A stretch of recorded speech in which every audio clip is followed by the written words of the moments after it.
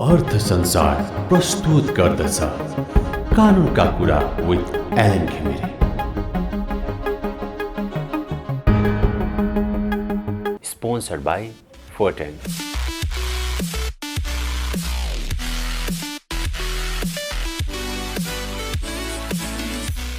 Supported by O2 studio.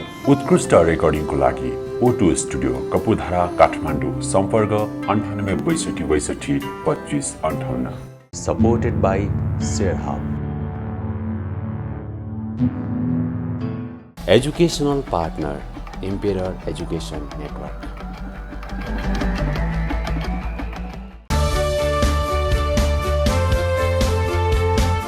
नमस्कार, कानुनका कुरा कार्यक्रमको अर्को श्रृङ्खलामा यहाँहरूलाई स्वागत छ।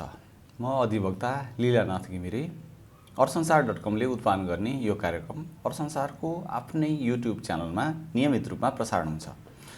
यस कार्यक्रममा हामीले यहाँहरूले हाम्रो सामाजिक सञ्जाल मार्फत वा अघिल्ला कार्यक्रमको भिडियोको तल कमेन्ट गर्नुभएका जिज्ञासाहरूलाई हामी समाधान गर्ने प्रयास गर्नेछौँ। अब लागौँ यो साता यहाँहरूले राख्नुभएका जिज्ञासाहरूतर्फ। मलाई कुनै कसैले अन्याय गर्यो भने मैले जुनसुकै अदालतमा गएर मुद्दा दर्ता गर्न सक्छु भनेर सोध्नु भएको छ। त्यस्तो हुँदैन। कानुनले मुद्दा दर्ता गर्न केही क्राइटेरियाहरू तोकेको हुन्छ। त्यसलाई क्षेत्राधिकार भन्छन्। सक्षम अदालत अर्थात् कुन अदालतले कहाँको मुद्दा हेर्ने भनेर कानुनले तोकिदिएको छ।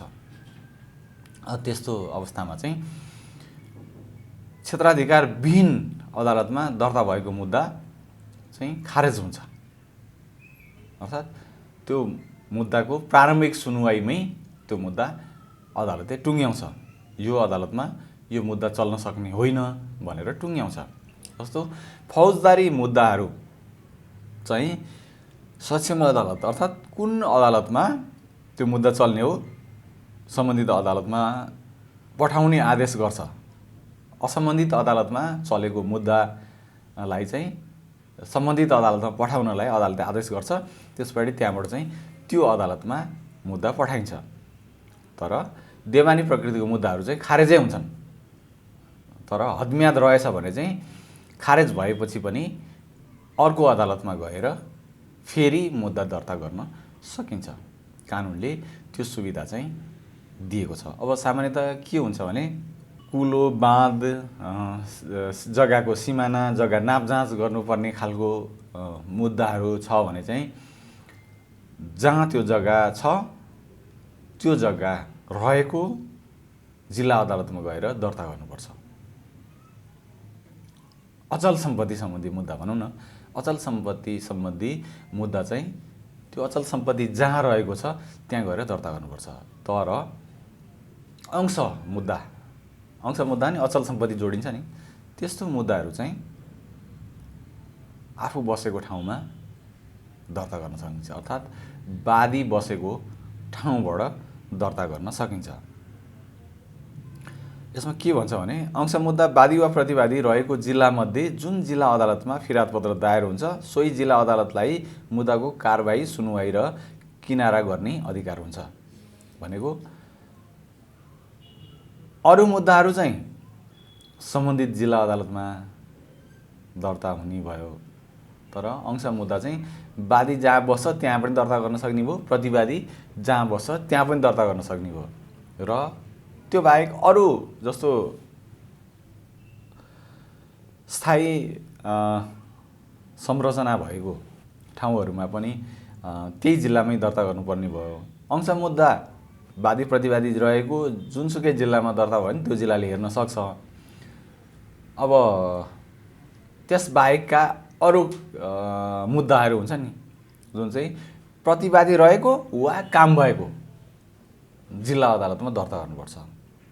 भनेको जसलाई विपक्षी बनाएर मुद्दा हालिन्छ त्यो रहेको ठाउँमा पनि दर्ता गर्न सकिने भयो र काम भएको जिल्ला अदालतमा नि दर्ता गर्न सक्ने हो। उदाहरणको लागि सम्बन्ध विच्छेद मुद्दा कसैले गर्न चाह्यो भने उसको श्रीमान वा श्रीमती जहाँ बसेका छन् त्यहाँ गएर दर्ता गर्न पाइने भयो। अथवा चाहिँ काम भएको भनेको बिहे दर्ता भएको, बिहे भएको जुन ठाउँ हुन्छ त्यहाँ चाहिँ पनि दर्ता गर्न सकिने भयो। तर जग्गा कसैले बेचिदियो र दर्ता बदर गर्नु पर्यो भने जग्गा बेचेकै जिल्लामा जहाँ गएर रेजिस्ट्रेसन पारित गरिन्छ, जहाँ जग्गा छ त्यहीँ गएर चाहिँ मुद्दा गर्नुपर्ने भयो।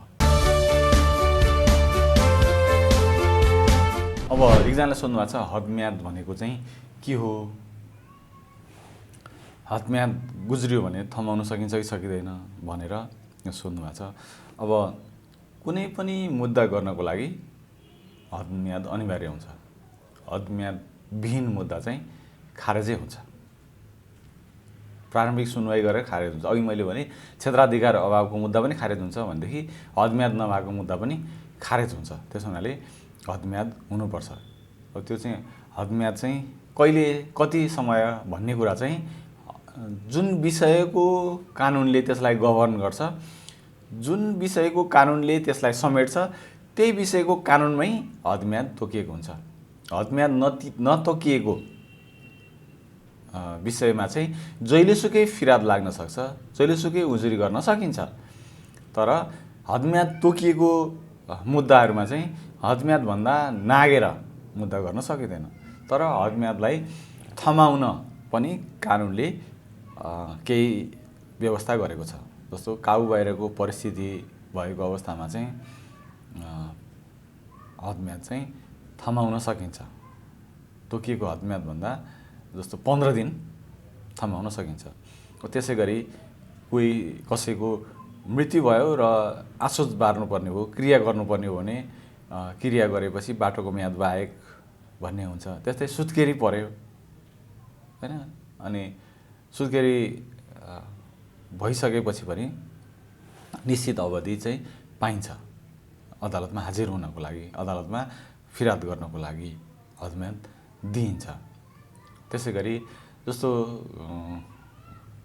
बाटो बन्द भयो, खोलो पहिरो लाग्यो, त्यस्तो अवस्थामा पनि हुन्छ। अब जस्तो बिरामी पर्यो, कोही अस्पतालै भर्ना हुनुपर्ने अवस्था हो, त्यसमा पनि हदम्याद चाहिँ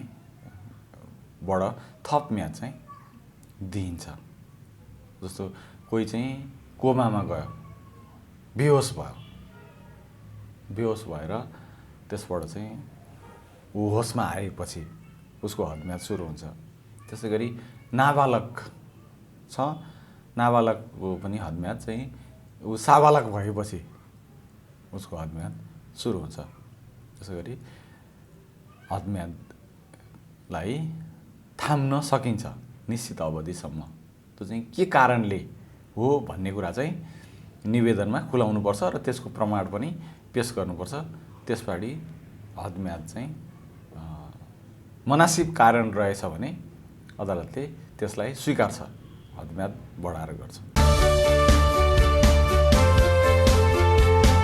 तारिख गुज्रियो भनेदेखि थाम्न सकिन्छ कि सकिँदैन भनेर सोध्नुभएको छ। हदम्याद र तारिखमा उस्तै प्रकृतिको चाहिँ नियम छ। अर्थात् तारिख पनि बढीमा 2 पटक 21 दिनसम्म थाम्न सकिन्छ। अर्थात् गुज्रियो एकपटक नै 21 दिन गुज्रियो भने फेरि 22 दिन थाम्न मिलेन, अनि एकपटक 10 दिन भयो भनेदेखि अर्को पटक चाहिँ 11 दिनसम्म थाम्न सकियो। अब त्यसै गरी जुन बिरामी परेर बेहोस भएर काबु बाहिरको जुन परिस्थिति उत्पन्न हुन्छ नि, बाढी पहिरोले बाटो बन्द भएर यातायातका साधन नचलेर क्रिया बस्नुपर्ने अवस्था भएर सुत्केरी भएर जस्ता कुराहरू ले चाहिँ तारिख थमाउन पाउने आधारहरू कानुनले तोकिदिएको छ। कानुनमा मुद्दा गर्नको लागि चाहिँ अदालतमा दस्तुर तिर्नुपर्छ कि पर्दैन भनेर एकजनाले सोध्नु भएको छ। अब दस्तुर चाहिँ सामान्यतया मुद्दा दर्ता गर्न न्यून शुल्क तोकिएको हुन्छ। जस्तो फिराद दस्तुर भनेर 200 रुपियाँ तोकिएको हुन्छ, निवेदन दस्तुर भनेर 10 रुपियाँ तोकिएको हुन्छ। अब जस्तो अंशमा बिगो खुलेको छैन भने 1000 रुपैयाँ दस्तुर हुन्छ हैन।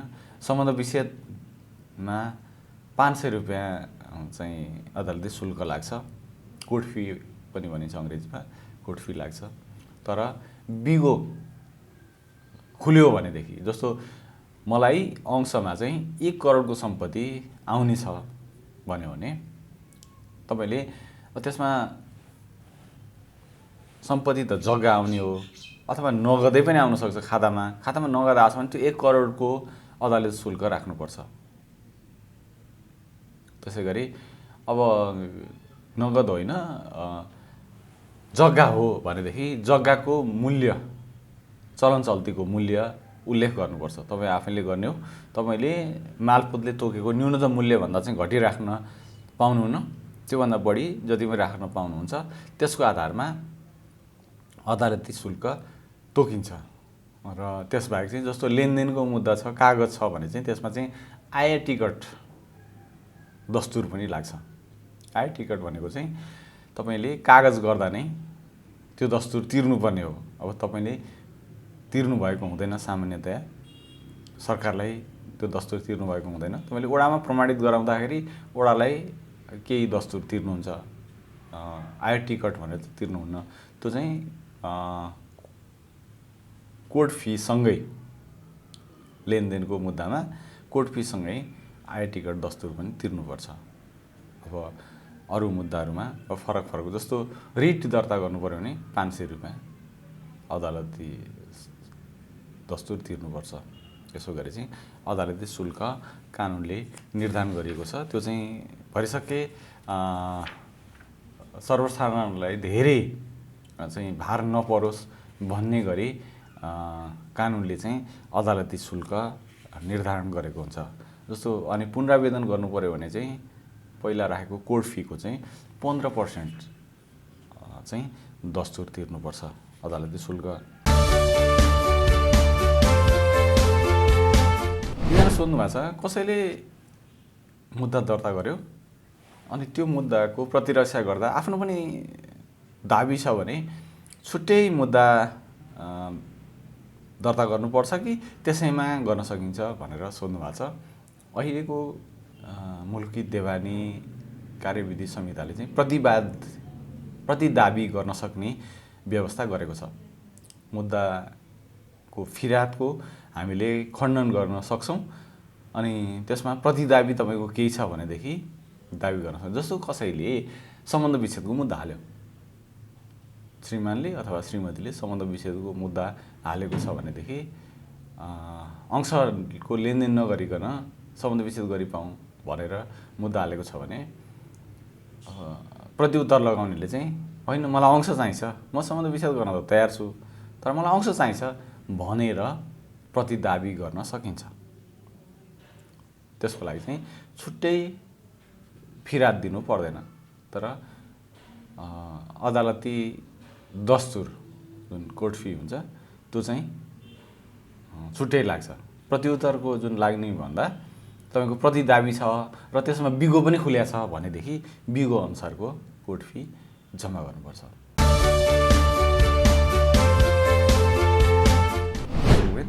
आजलाई कानुनका कुरा कार्यक्रम यति नै। यहाँहरुसँग कानुन सम्बन्धी जिज्ञासाहरू छन् भने अथवा यहाँहरु कानुनी झमेलामा फस्नु भएको छ भने हामीलाई यही भिडियोको तल अथवा हाम्रो सामाजिक सञ्जाल मार्फत प्रश्नहरू राख्न सक्नुहुनेछ। हामी ती प्रश्नहरूको आगामी एपिसोडहरूमा समाधान गर्ने प्रयास गर्नेछौँ। क्यामेरामा सुजीव बद्राचार्यका साथ मलाई पनि बिदा दिनुस्। धन्यवाद। अर्थसंसार प्रस्तुत गर्दछ कानुनका कुरा with Alan Ghimire.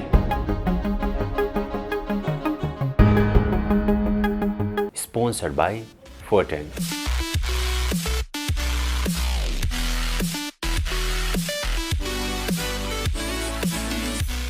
Supported by O2 Studio. उत्कृष्ट रेकर्डिङको लागि O2 स्टुडियो कपुधारा काठमाडौँ। सम्पर्क 9862622558। Supported by ShareHub. Educational partner Emperor Education Network.